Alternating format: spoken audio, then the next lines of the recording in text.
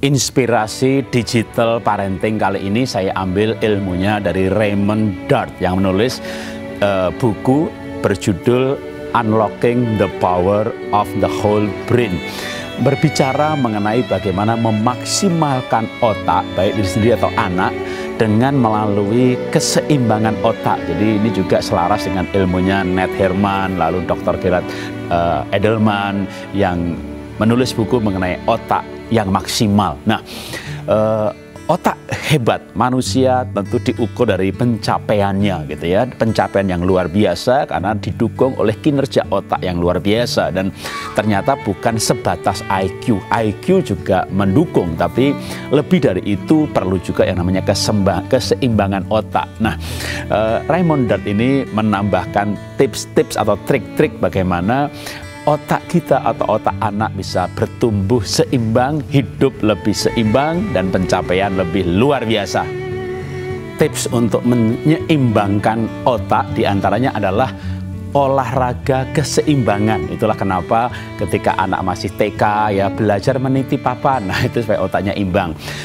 Sudah SD tentu mulai bisa naik sepeda, lalu ice skating, lalu naik sepatu roda. Jadi kalau anak-anak ingin hal-hal seperti itu, wah jangan nanti jatuh bagaimana. Itu perlu untuk keseimbangan otak. Tips yang lain misalnya adalah menggunakan tangan yang jarang digunakan.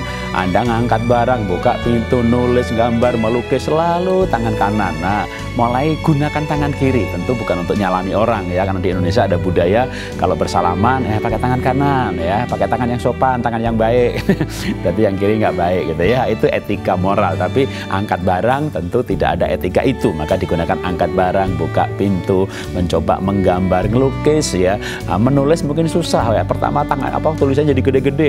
Untuk tulisan yang nggak penting dulu aja kita untuk pribadi. Nah, lama-lama maka melalui hal itu ternyata itu juga bisa menyeimbangkan otak kita. Salah satu tips untuk menyeimbangkan otak adalah mengubah rutinitas. Ada orang yang hidupnya begitu rutin, bangun jam sekian, nyalain mobil, gosok gigi, mandi, sarapan, ke kantor dengan rute yang sama, jalan yang sama. Ini coba Anda mulai merubah rutinitas. Perlu kita setuju, kita bangun kebiasaan baik, kebiasaan bangun pagi, kebiasaan berbuat baik, kebiasaan bersyukur. Tapi hal yang kita bisa ubah rutinnya, pilih menu yang berbeda, pulang ke rumah lewat rute yang berbeda, kita mencoba menu baru, kita pergi ke kota yang lain, bahkan hal praktis misalnya kayak melipat tangan. Nah, ini jempol selalu di sini kan, coba dibalik, nggak nyaman Pak. Nah, makanya itu perlu dibiasakan supaya nyaman kedua-duanya, otak biasa dengan kedua-duanya. Beberapa hal yang kita bisa coba untuk merubah rutinitas, cara duduk, cara bersila, cara berdiri, pulang rute yang lain, menu yang berbeda, maka itu akan membuat hidup lebih fun, lebih bahagia, kreatif, dan ternyata juga itu membuat otak ini imbang dan lebih maksimal. Tips terakhirnya adalah perlunya keseimbangan figur. Jadi seorang anak atau kita juga sebagai orang tua pun perlu punya figur yang imbang, figur laki, figur perempuan, figur ayah, figur ibu. Orang tua perlu sehati mendidik anaknya sehingga anaknya ini juga cinta ayahnya, cinta ibunya. Jangan sampai ekstrim dia benci ayahnya lalu dia akan melakukan generalisasi. Wah, semua laki-laki gombal. Nanti otaknya nggak imbang kalau dia sampai bersikap yang ekstrim. Tapi anak yang dekat dengan ayah dan ibunya hidup bahagia, otaknya lebih imbang. Nah, maka sejalan dengan itu juga selain figur adalah hati yang imbang. Jadi gimana bisa punya hati yang imbang? Maka yang disarankan juga adalah membangun kecerdasan spiritual atau ibadah.